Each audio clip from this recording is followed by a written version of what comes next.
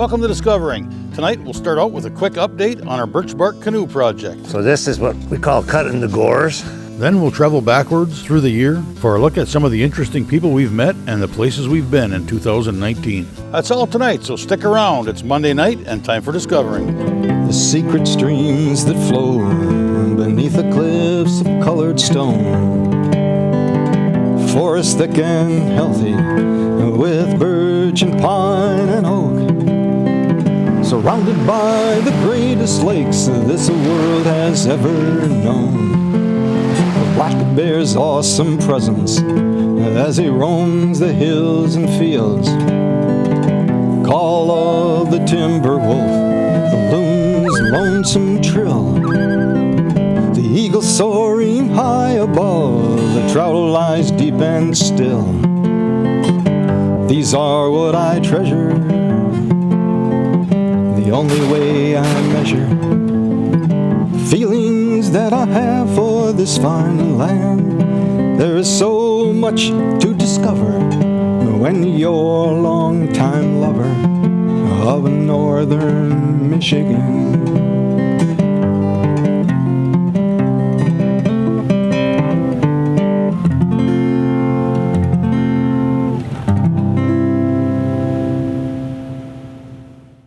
Last week we met John and Victoria Youngworth and saw the beginning steps of the Birch Bark Canoe project. We'll pick up where we left off. We're trying to get this big wiggly alligator skin to be in the shape of a boat. You don't get to know if you're successful till the very end. You still have to be thinking ahead. So just like wrapping the paper around a globe, you have all those weird cuts and then they mold it onto a curved shape to get something two-dimensional to be formed over a three-dimensional object. So we got to make cuts along the side to get the bark to go round. Flat bark go around. So this is what we call cutting the gores. If the water burns your hands, it's too hot.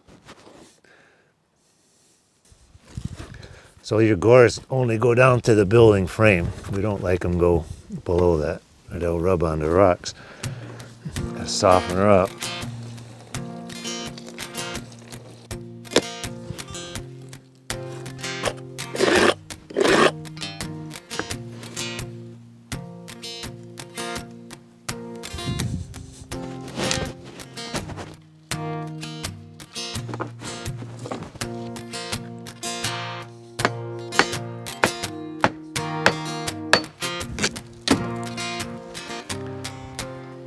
This is the Stone Age way of holding everything together.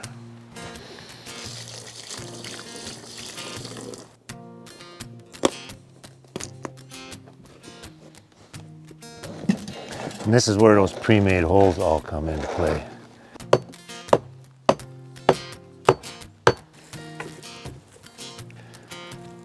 We'll have to do this probably 1,000 more times before we get there.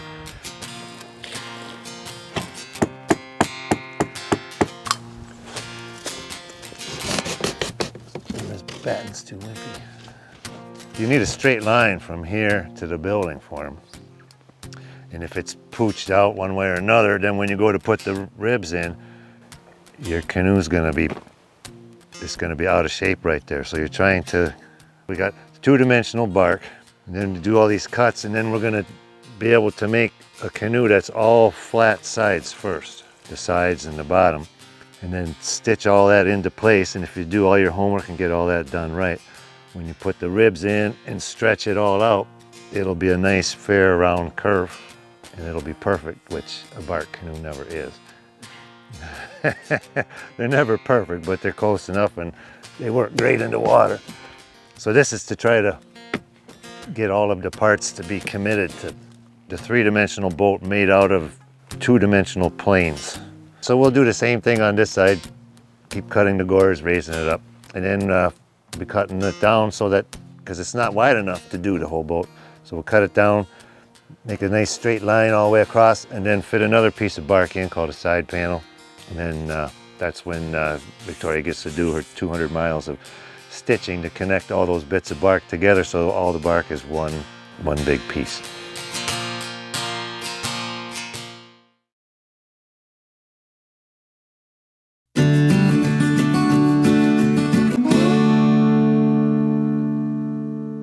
As 2019 reaches its end, I look forward to another year of traveling the UP. I also can't help but look back at some of the great people I've met and places I've had the opportunity to visit over the last 12 months. So before we welcome 2020, we'll backtrack for a look at 2019. Most recently, we did a bit of trapping with Emmett. We got one! And we'll see him again in a bit with a fishing pole in his hand. We saw the beginning of the Birch Bark Canoe project, which will continue in shows to come. We learned a bit about ginseng and a steam-powered flour mill. As we backtrack from winter to fall, we heard some stories. I turned my flashlight on high on my headlamp, and this bear was standing there. He was already eating on my buck. He took 4 or 5 bites out of the hind quarters. And we saw some nice bucks. We're out at the Hilltop RV Superstore for the 22nd annual deer pull.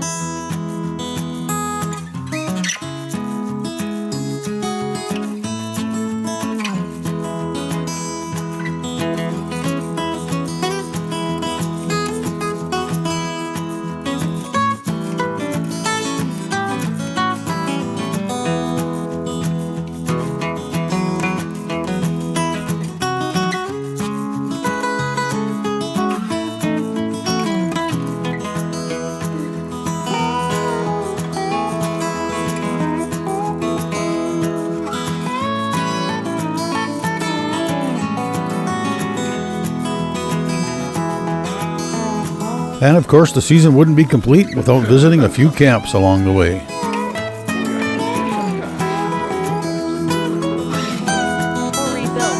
I wasn't here that there are a lot of acorns this year, so I'm sure there's going to be a Peter shakes on the 2 walls here. So we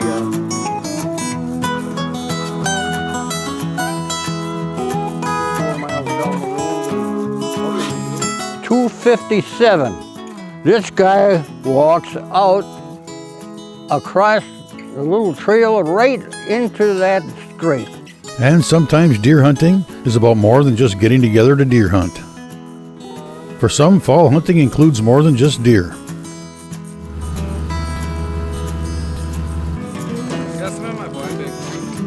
Probably one of the most fun sports to do out here. I mean, just everything about it. The camaraderie is just fantastic about it. You know, if you want to try it, find someone to do it. I highly recommend it. Oh, look. Actually, right now. Get him! It's one of the best things we've ever started doing in my eyes. Oh yeah, buddy.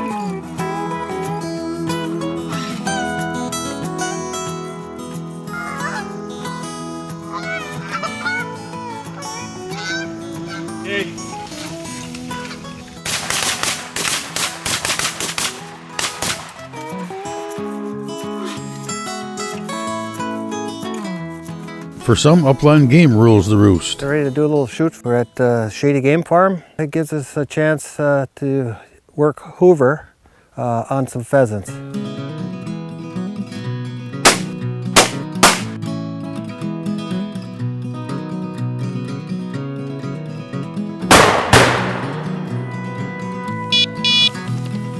Shoot it, Tammy.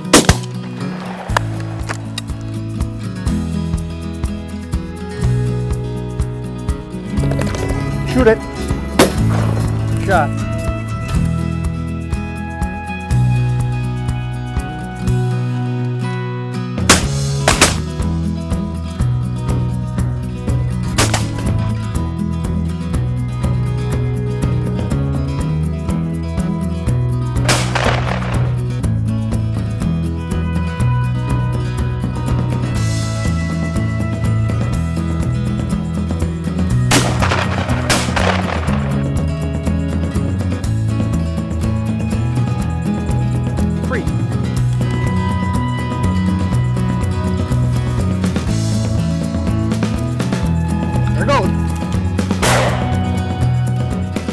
Oh, you're such a good boy. Out. Out. You're a male. Shorter bill. You're the male. And for many UP hunters, it's bear.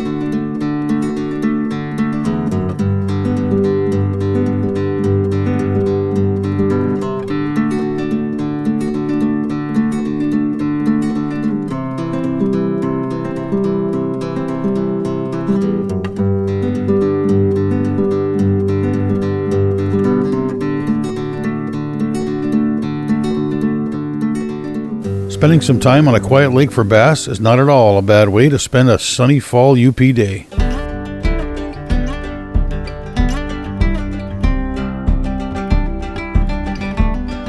First one. Good little way to start the day. One up here. There we go. Boy, that's a nice fish. Such a nice fall fish. They're so healthy out of this body of water. Nice fish. Look at the size of this thing. Open your mouth. There we go. Look at that one.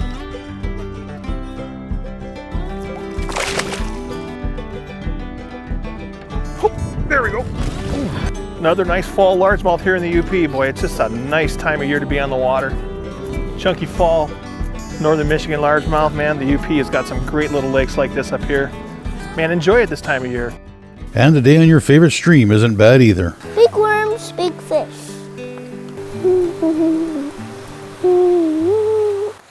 Cast out super far and reel it in. A sunfish! Oh, yeah, yeah. And it's the same fish! Oh, that one. Definitely. This one is your keeper! This one is your keeper!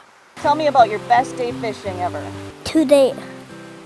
We'll leave fall behind and go back a little further to the warm and sunny days of summer.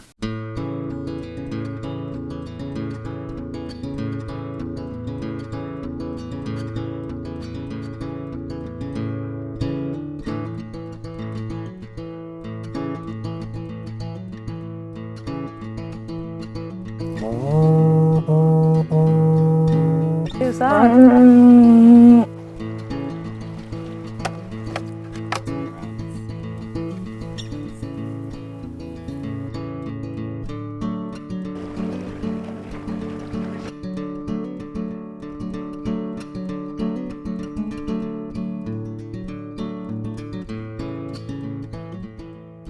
And then there's the porkies.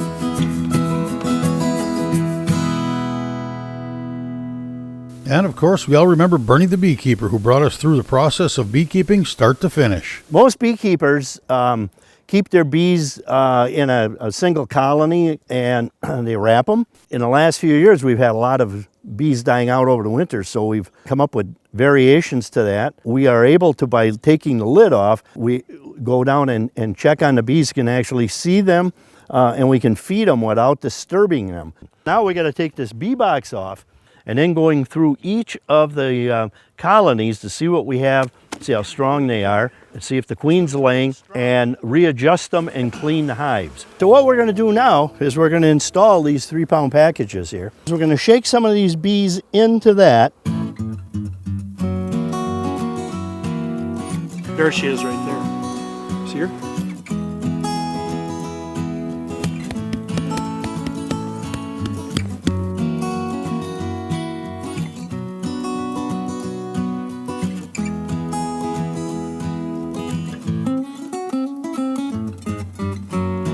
Gotta get at the honey.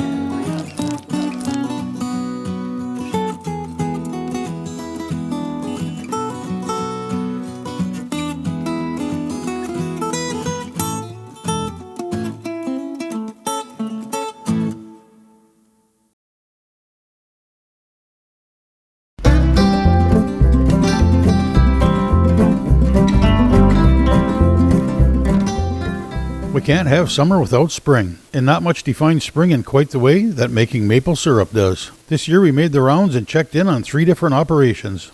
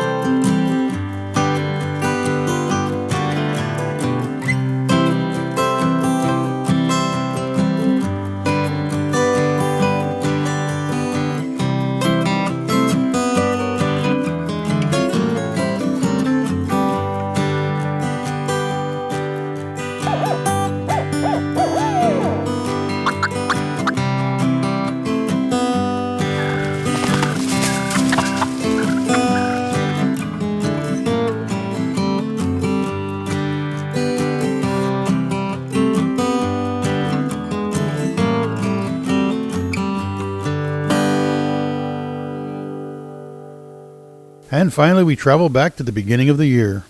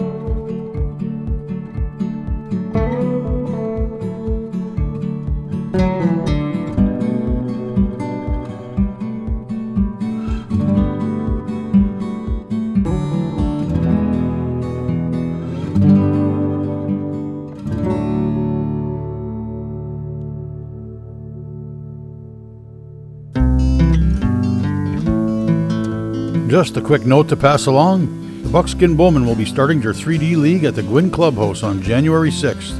For more info, call Dennis or Dave at the numbers on the screen, or find them on Facebook. Well, that's it for this year. And to wrap up 2019, I'd like to say thanks to all of the people around the UP and elsewhere that take the time to watch this show. And to Buck Levasseur. Buck, what you started and built is nothing short of amazing. And of course TV6 for carrying on this tradition and bringing discovering to all of us for so many years. Hope you enjoyed tonight's show and may you have a great new year.